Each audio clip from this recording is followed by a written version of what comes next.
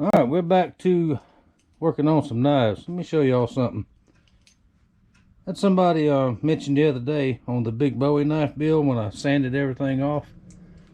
They were concerned that the Damascus pattern was gone. Well, it's not gone.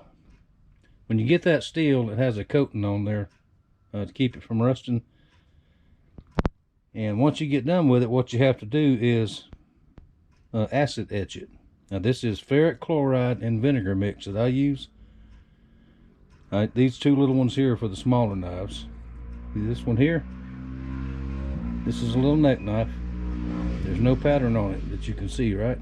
Unless you really look at it. A lot of y'all know this. A lot of y'all have seen this on my other videos. But I just clamp it in these little vice grips here. Stick it down in this ferric chloride. There we go. Gonna let it set for about anywhere from 10 to 15 minutes. And I'll pull it out and show you what it looks like. Alright, it's been about 10 minutes.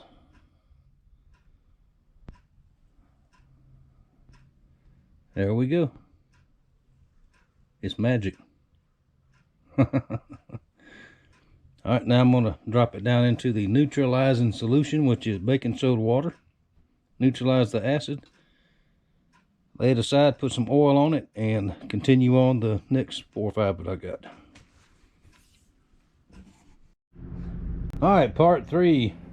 Big Damascus Bowie.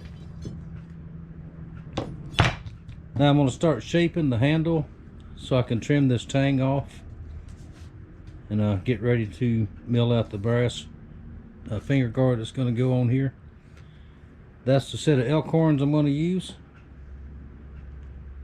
Thanks to my buddy Rusty for finding those for me a while back. I've been saving them for a special occasion. I'm going to use this right side here because it's straighter. It's got a real good straight axis to it right here. And I'll cut this tip here off, and that will actually make a very nice chain Skinner handle or something like that. And to do that, I'm going to have to cut it off the skull with a handsaw.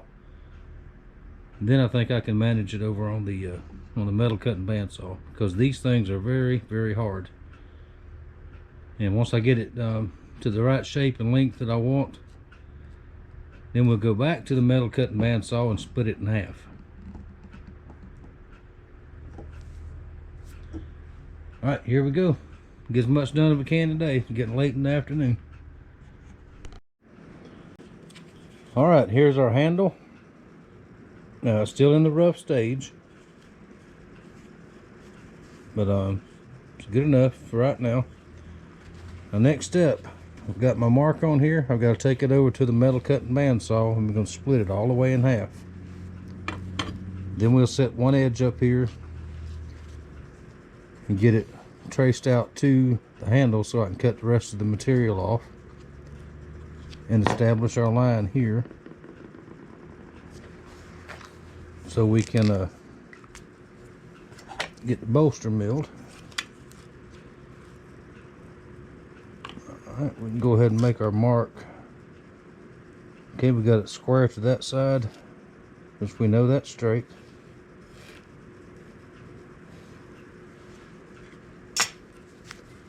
That just gives us a reference point.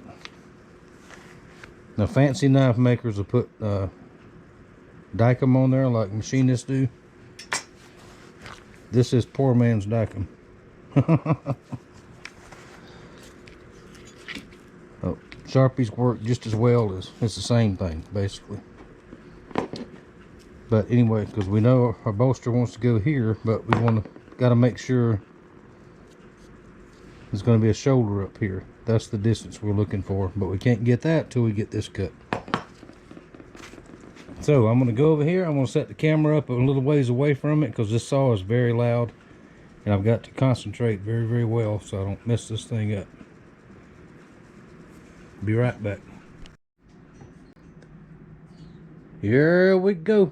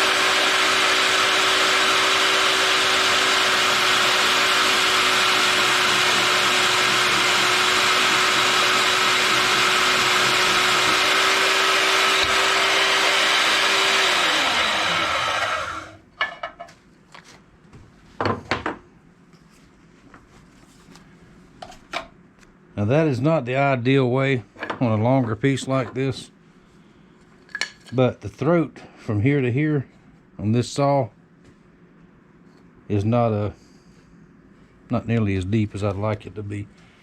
But success. Now I'm going to put a fresh belt in the 4x36 and flatten this and flatten this. Then we'll go over there and get that distance set up.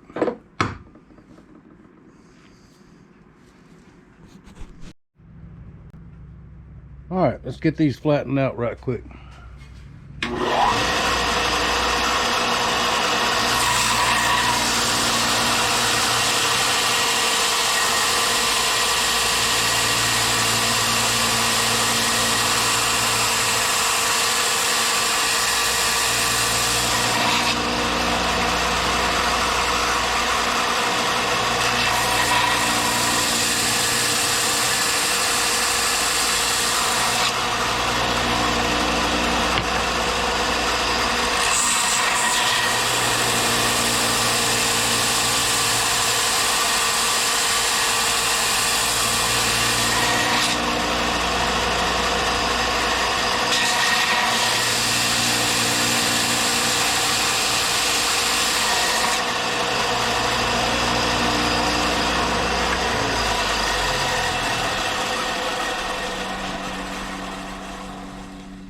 And when you're grinding bone or antler, it's almost a must to have the shop doors open and the fans going.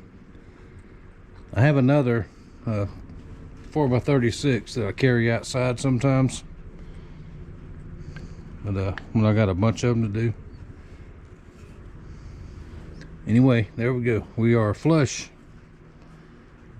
So let's go over here and trace it out and see how much material we got to take off of there. Alright, got our reference line right here. We know we want it to go to there. If this looks odd, it'll all come together here shortly.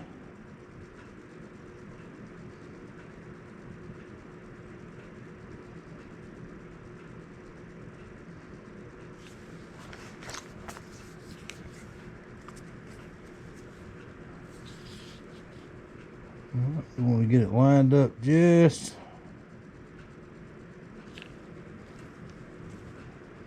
So now what I want is a good hand feel and everything to be flowing together.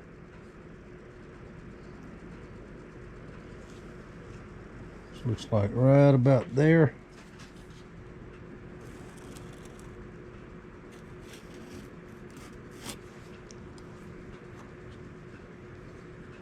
I'm going to take this off.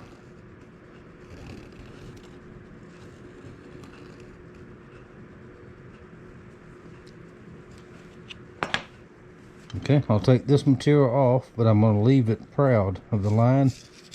In other words, I just leave the line.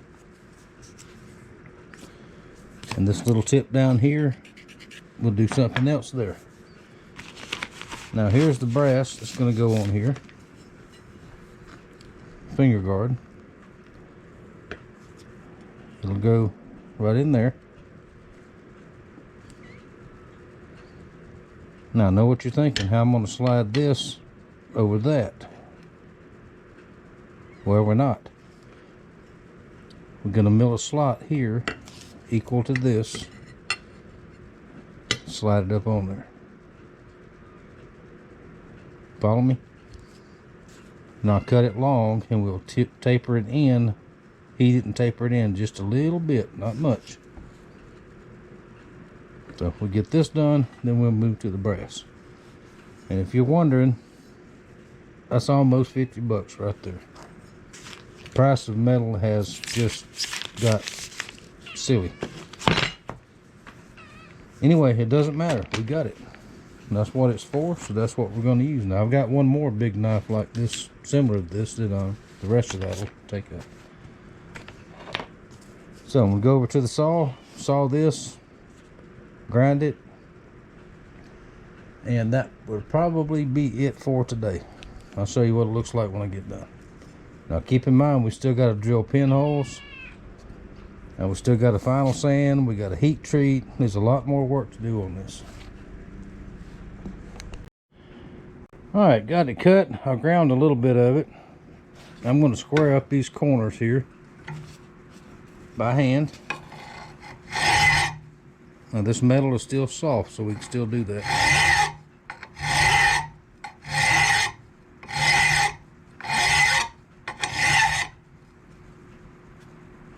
Or, saw a video, my buddy Brad done a video, somebody was fussing about a way to use files. So I'm going to go with the BC truck method.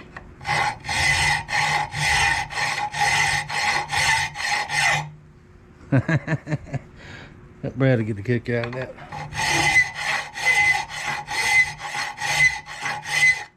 I bet this file is 50 years old or better. And still cutting just fine. And yes, I file it exactly like almost everybody else does. Back drag it just a little bit. Not going to hurt a thing. Except when you're trying to establish a corner, maybe not.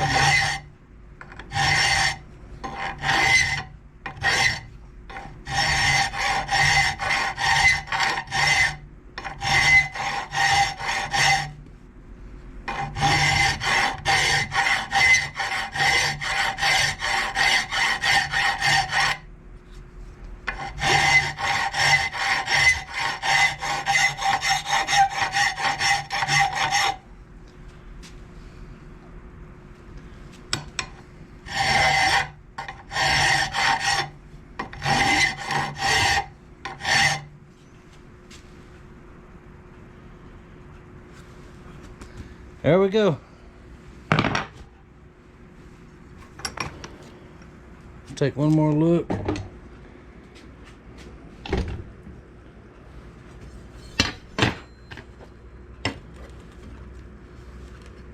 Okay, now whatever's left on here, after it's epoxied, pinned and all that, I'll just grind all that flush. And this little piece here, which adds no strength to it really, I've got some spacer stuff that'll be a surprise that I'm going to put in there. It'll look really nice.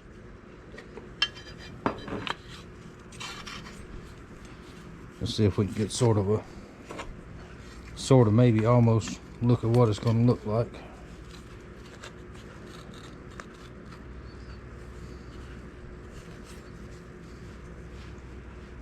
Something like that. Pins will be brass also.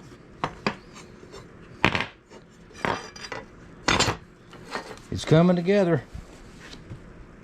I know it takes a while, but you cannot rush something like this. One more. Let's do one more thing.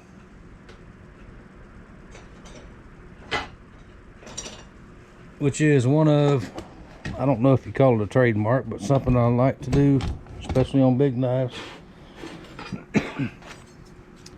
Right here, when you go to sharpen this thing, I like a sharpening choil, which is a little round divot right here. And what that does is when you sharpen, it gives you a stopping point so you don't get up into here. You got the wrong file. Hang on, hang on.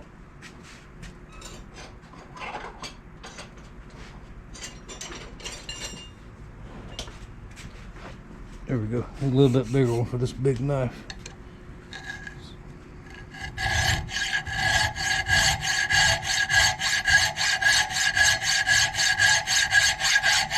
And see, once you heat treat the blade and harden it, you won't be able to do anything with it. So, not like this.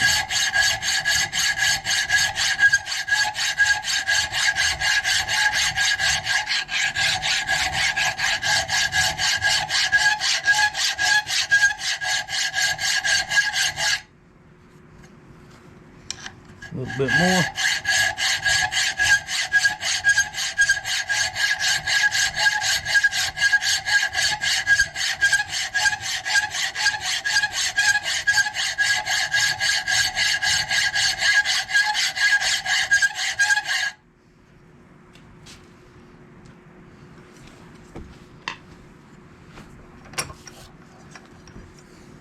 There we go.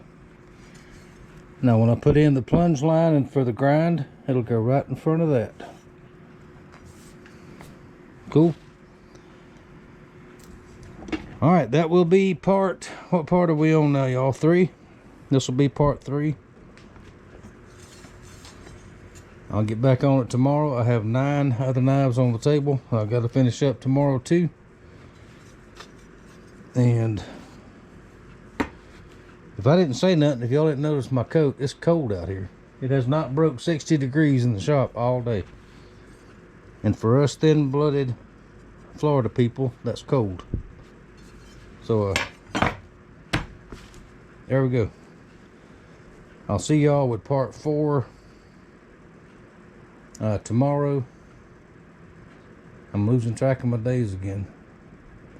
Thanksgiving Day and the next day I'm not doing anything. I'm taking a 2-day weekend. So Mama will have some cooking videos up. So look out for that. Thank y'all for watching. Thank you for your support. And I will see y'all whenever I see you.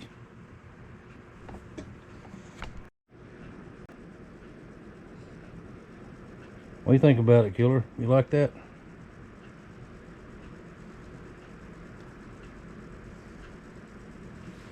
Huh? You like that? No, you done ate all of my pork skins. You can't have nothing else to eat today.